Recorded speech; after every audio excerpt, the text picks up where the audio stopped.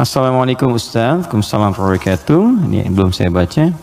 Jika kita berobat ke tempat semacam Pak Haji, mungkin Anda bukan kita. Saya tidak ikut. Oke.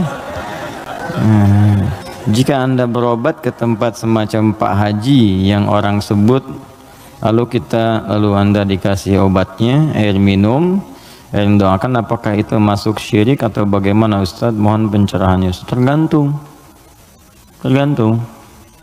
Jika Anda minta doa, tabarruk dengan doa itu wasilah supaya mohon didoakan kepada Allah. Anda bisa berdoa sendiri, minta, ya, dan bisa saling mendoakan. Nabi kadang saling mendoakan dengan sahabat, doakan. Bahkan Nabi minta dibacakan oleh Abdullah bin Mas'ud Al-Quran. Abdullah bin Mas'ud datang sini, coba bacakan surat ini. Kata Abdullah bin Mas'ud, ya Rasulullah, Anda kan yang Nabi, tapi saya ingin mendengar bacaanmu. Sesama sahabat saling mendoakan, biasa saling ketemu, doakan, itu biasa. Dan boleh, adabnya boleh. Anda ketemu ulama, minta doa. Dulu kami begitu, bertemu ulama, minta doa, Syekh, doakan kami, doa kami. Sekarang agak beda, orang ketemu Ustadz, minta foto. Ketemu ulama, minta selfie deh.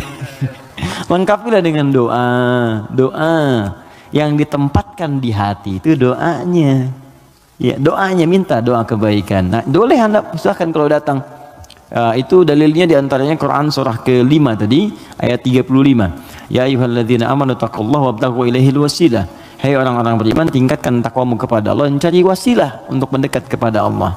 Apa diantaranya? Kisah yang paling tepat untuk menjawab ini adalah tentang Al-Fatihah itu.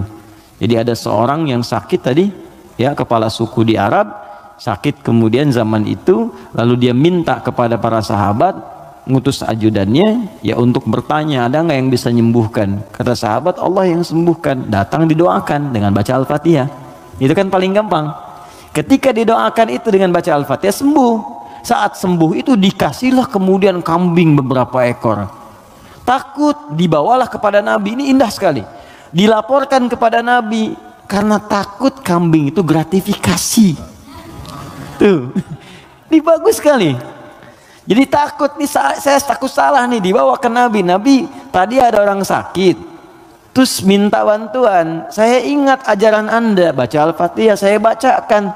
Habis itu dikasih kambing begini. Nabi langsung senyum, ketawa, tabassama dhahikan.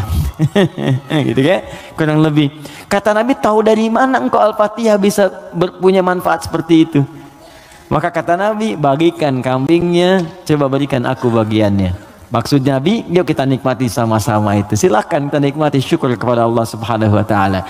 Ini artinya dalil yang membolehkan kita datang minta doa misalnya. Ya, ke orang soleh, ulama. Tapi syaratnya kita pun berdoa dulu, minta sama Allah. Minta.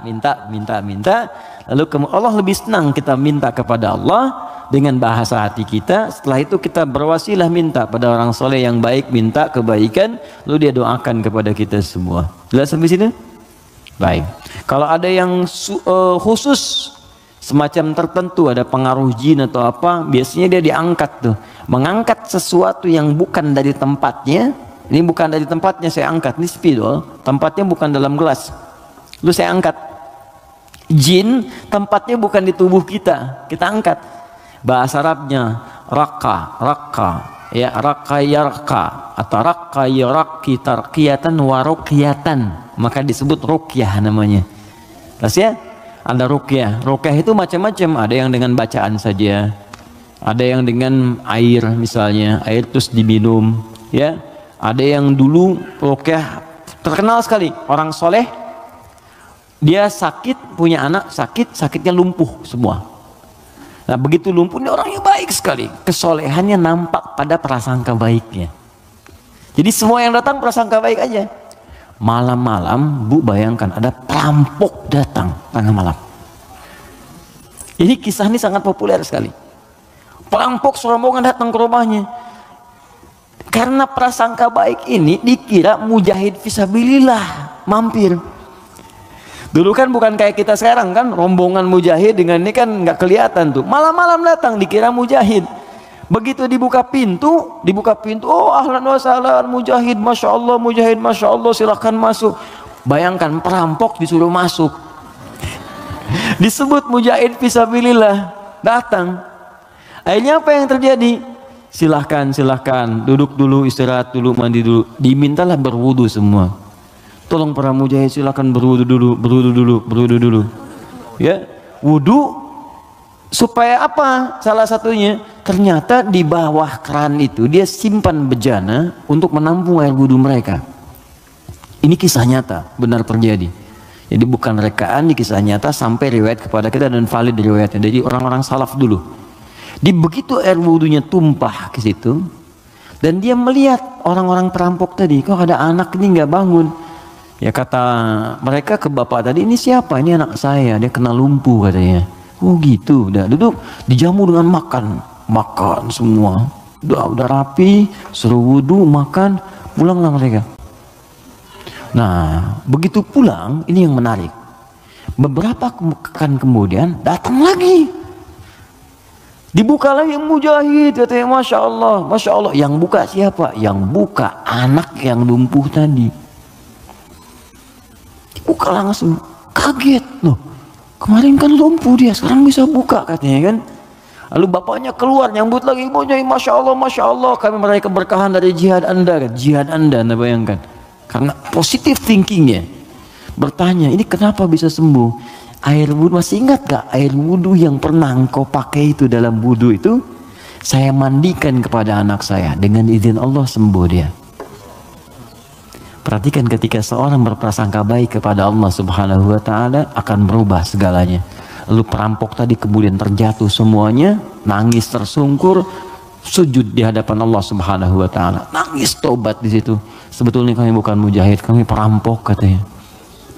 Dan sebagainya, tobat. Jadi bayangkan, hanya dengan wasilah anak yang lumpuh dalam keadaan tadi, dia menjadi mulia seluruhnya. Ya, tapi ingat Syekh Hashim Muhammad Hashim bin Asy'ari Hadratus Syekh, pendiri Nahdlatul Ulama. Beliau mendirikan NU tanggal 31 Januari ya 1926. Itu beliau dirikan NU, punya kitab 19 kitab.